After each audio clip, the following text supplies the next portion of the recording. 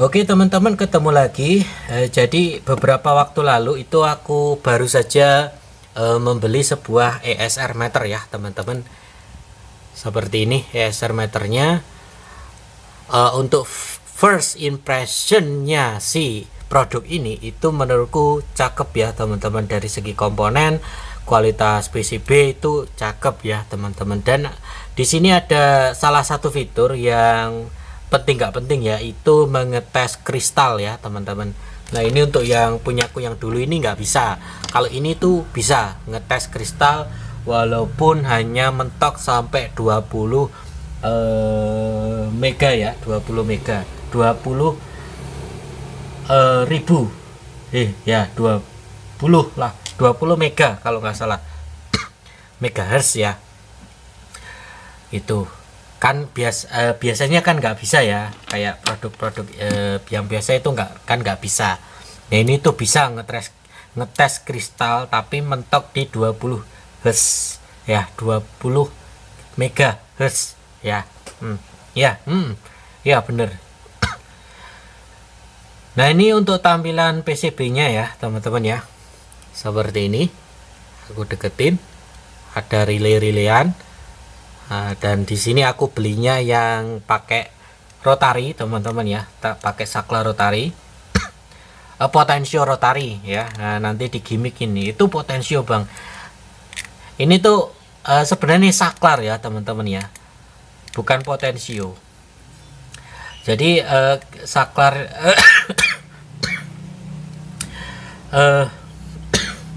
saklar rotary itu bukan potensio teman-teman ya. Seperti ini tuh bukan potensio. Potensio dalam artian adjust hambatan itu enggak ya teman-teman. Jadi ini tuh kayak saklar yang intinya itu ada hubungannya sama high dan low gitu ya, kalau di dunia elektro ya teman-teman. Jadi ini bukan potensio yang dimana kalau kita putar hambatannya berubah, enggak ya, karena ini enggak ada hambatannya sebenarnya ya. Ada juga yang ada hambatannya, tapi intinya tidak seperti potensio yang kita bayangkan gitu loh, yang teman-teman bayangkan kayak di ampli itu enggak ya, beda ini teman-teman. Dan ini ya ada saklar tekannya teman-teman ya, ada saklar tekannya.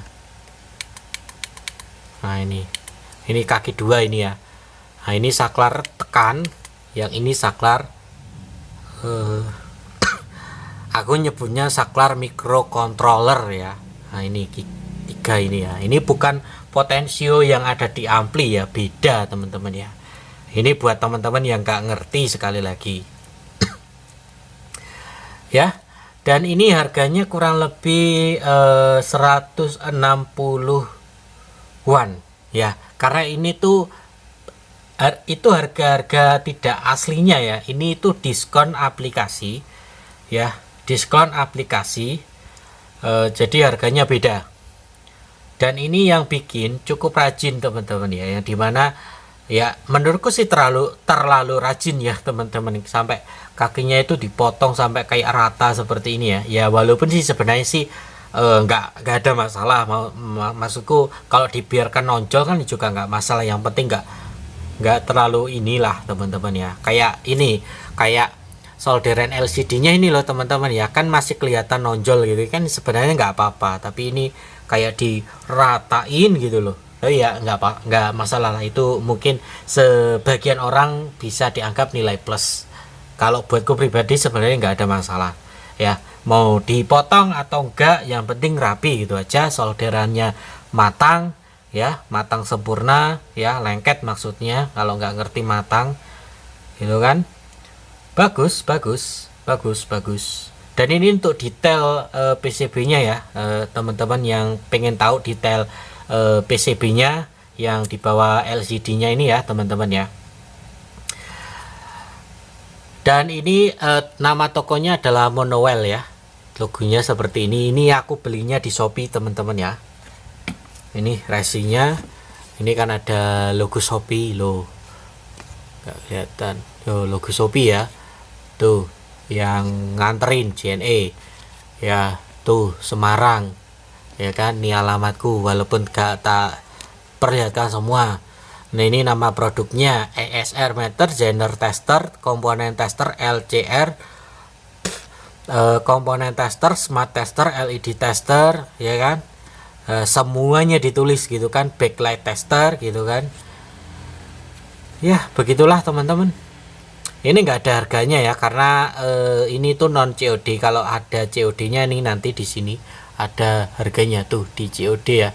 Nih di COD ini nanti ada harganya karena ini non COD teman-teman. Oke lah. Nah, ketika teman-teman membeli itu dapat kayak gini ya, instruction manual buat teman-teman yang masih belum ngerti atau pengen belajar gitu kan, baru pertama kali pakai yang namanya alat seperti ini ya. Ini instruction manualnya dibaca teman-teman, karena kemungkinan ada beberapa info penting yang dimana alat ini tuh bisa saja didesain sedikit berbeda dengan produk yang lain gitu ya. Jadi teman-teman perlu membaca. Dan juga sebuah jack DC ukuran segini yang gede lah ya teman-teman ya, 6 mili lah ya, 6 mili yang gede lah teman-teman ya, ke baterai 9 volt atau baterai kotak ya seperti ini. 6E kodenya berapa, pokoknya 9 volt baterai kotak itu loh teman-teman. Dan juga sebuah knop plastik ya teman-teman ya, seperti ini enggak ada masalah sih, enggak ada sih, enggak ada masalah ya. Untuk kabel dan juga ini enggak ada masalah, yang penting instruction manualnya teman-teman. Dan selain barangnya yang cukup aku apresiasi, ini untuk instruction manualnya yang bikin ini cukup aku apresiasi karena niat ya, tulisannya itu gede-gede dan jelas gitu kan, cukup aku apresiasi. Lalu packingnya juga sangat-sangat aku apresiasi teman-teman ya, karena nggak irit gitu kan, boros bubble wrap gitu ya.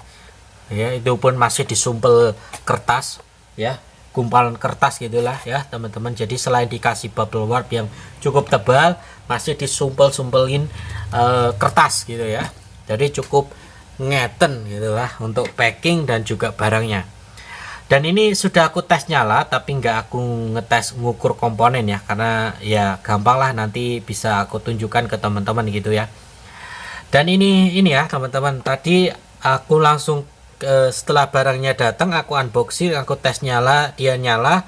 Ini aku langsung beli di ini ya, di toko elektro langgananku ya teman-teman, beli box plastik karena barangnya tidak ada boxnya ya. Mungkin ada di tokonya, ada mungkin akrilik atau apa, cuman di sini aku cuman beli ininya aja ya teman-teman, beli ESR meternya aja.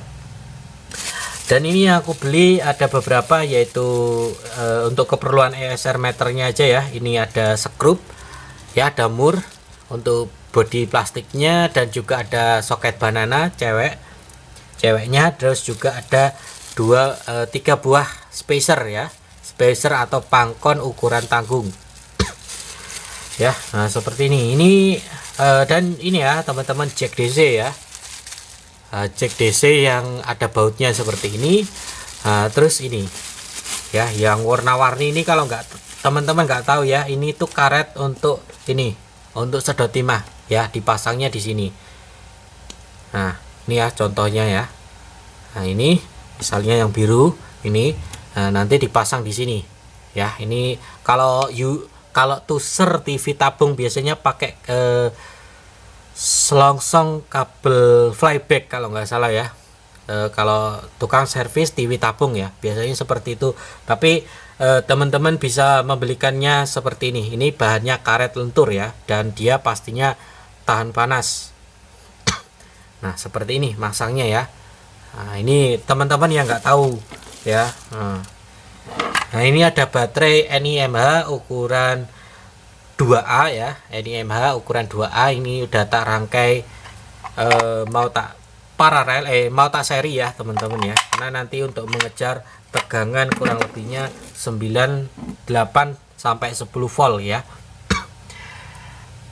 Kapasitasnya kalau berdasarkan tulisan baterainya ya, itu 2000 600, cuman memang tak hitung 1000 aja ya, 1000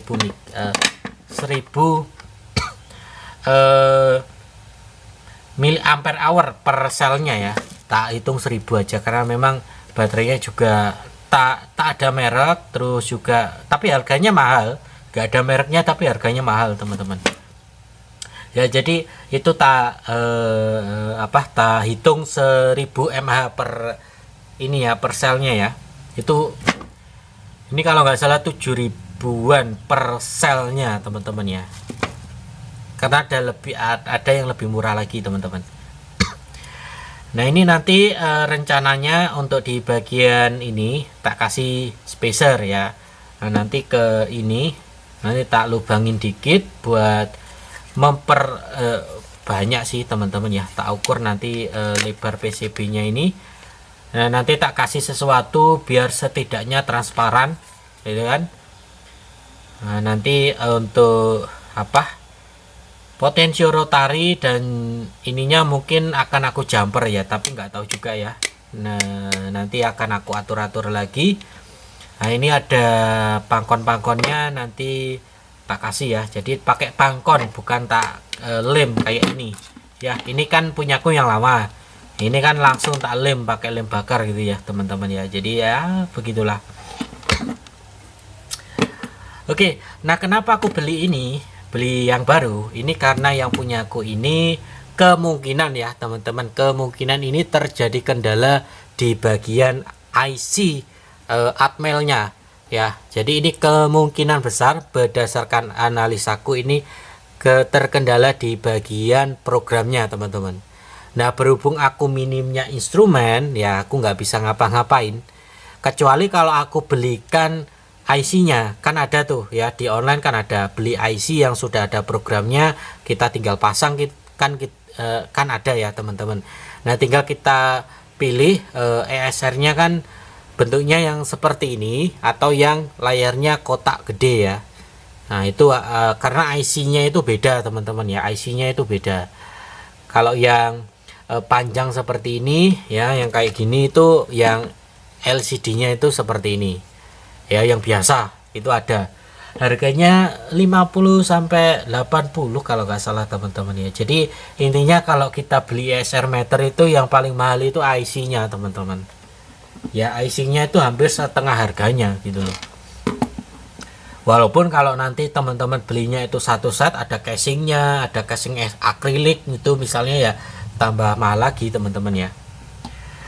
Dan ini belum ya, jujur ya, belum aku coba ngetes komponen apapun teman-teman. Jadi intinya cuman tes nyala gitu aja teman-teman ya.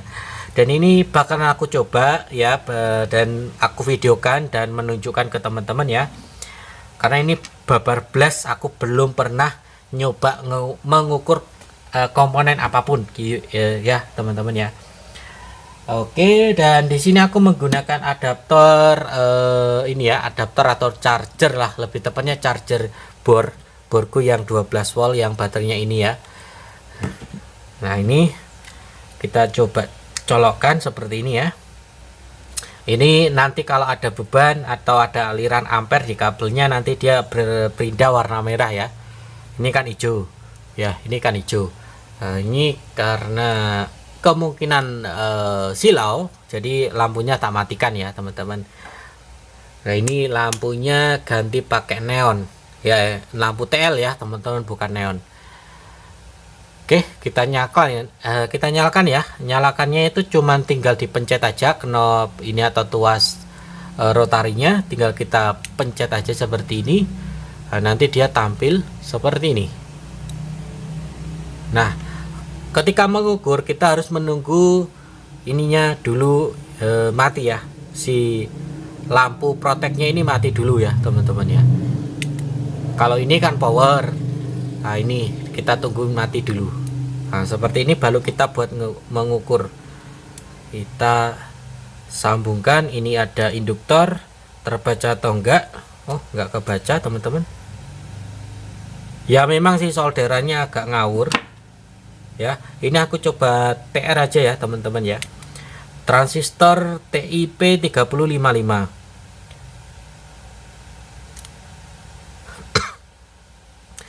Nah, ini kalau kayak gini harus dikalibrasi teman-teman ya. Harus dikalibrasi ini. Nah, seperti ini ya teman-teman tampilannya ya. Tampilannya sebenarnya sih gak jauh beda sama yang punya aku yang lama ya. Nah, jadi di situ ada keterangan NPN, polaritas kakinya seperti itu, nilai apa? VBE-nya segitu 535 mV ya kan. Terus kalau kita pengen tahu informasi yang lain, kita tinggal tekan lagi. Nah, itu HFI-nya 54,3, untuk ampere emitornya kurang lebihnya 48 sekian gitulah ya. Nah, seperti itu ya. Nah, ini perlu dikalibrasi ini teman-teman ya. Ini ada elko enggak ya? Bentar. Oh, ada ini teman-teman, elko apa namanya, kapasitor kecil ya, 47 mikrofarad, 50 volt. Kita tekan lagi.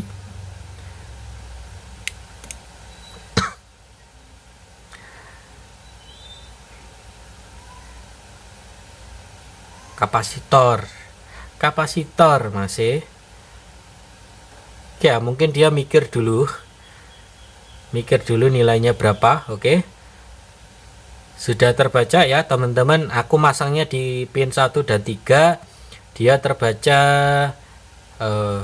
berapa tadi, 52,75 mikrofarad ya, atau ya kurang lebihnya ya cukup gede ya, masih 50 ya. Terukurnya masih malah 50 mikrofarad ya, harusnya sih di atasnya dikit atau di bawahnya dikit gitu ya. Ya, dan ini untuk ESR meternya, nilai ESR-nya 1,6 ohm ya. Ini sebenarnya sih bisa dipertanyakan kondisi elko-nya ya, karena normalnya itu, tapi masih bagus sih teman-teman. Kalau 1,6 masih bagus sih harusnya, karena semakin kecil nilai ESR sebuah kapasitor itu semakin bagus teman-teman. Kalau ESR meternya nggak tahulah teman-teman ya, entah yang bagus, yang lebih bagus itu yang lebih kecil nilai ESR-nya atau lebih besar nilai ESR-nya. Yang benar itu yang mana, teman-teman komen ya teman-teman ya, aku lupa teman-teman ya. Nilai ESR meter itu, nilai ESR itu sebuah kapasitor itu lebih bagus ya, atau menunjukkan bahwa kapasitor itu bagus itu apakah nilai ESR-nya lebih kecil atau lebih besar gitu ya. Teman-teman komen aja ya, seperti itu. Oke, cabut. Dan ini kalau nggak ada apa-apa dia mati sendiri teman-teman. Ntar nggak ada apa-apa ya, tapi silau.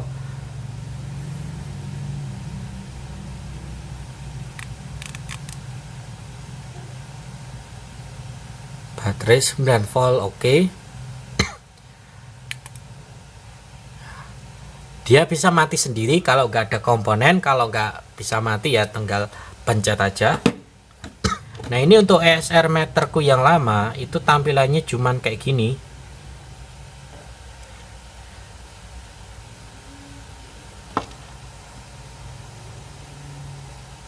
ya, kayak gini aja.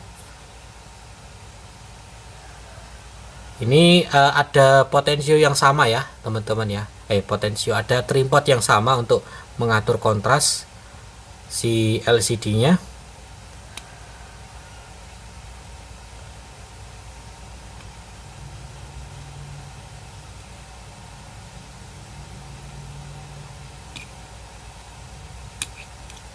Ntar teman-teman ya, nggak tahu sih teman-teman ya, ini kayaknya sih kemarin masih nampil tapi ngacak, nggak jelas tampilannya. Bukan nanti ada merek pembuatnya, pembuat ESR meternya, terus nanti tinggal pilih menu gitu ya. Itu normalnya. Kalau ini nggak normal ini ya, nggak tahu lah, pokoknya kayak gini teman-teman ya, tampilannya kayak gini. Kalau nggak salah terakhir itu ada karakter, cuman garis atasnya ini aja, sekarang nggak tampil apa-apa. Ini PCB-nya itu memang Pertinax teman-teman ya. Jadi beda dengan yang ini apa, double layer fiber double layer, ini Pertinax ya. Jadi jalur PCB-nya itu rentan putus ya. Jadi makanya ini dia, kalau teman-teman lihat ya, ini tuh tak cor ya, tak cor timah ya, seperti ini ya. Ini nggak ada yang nempel, nggak ada yang bersinggungan, tak jamin ya. Seperti ini, komponennya memang jarang ya. Sebenarnya di sini ada auto off, ada TR apa namanya, ada TR berapa ini, BC546 ya, 546 ini biasanya untuk auto off ya teman-teman. Cuman ini tuh kosong, nggak ada apa-apa tuh, kelihatan ya teman-teman, tuh kosong, nggak ada apa-apa ya. Jalurnya juga nggak ada bekas solderan gitu ya. Ya nggak tahu lah teman-teman. Oke, mungkin segini aja teman-teman ya. Ini perlu dikalibrasi, dan cara ngalibrasinya sudah pernah aku videokan ya. Teman-teman cek aja di video-video yang udah lama ya. Terus di sini juga ada keterangannya. Ya, untuk nama tokonya ini ya, Monowell dari Semarang. Ini aku belinya di Shopee, di Tokopedia juga ada.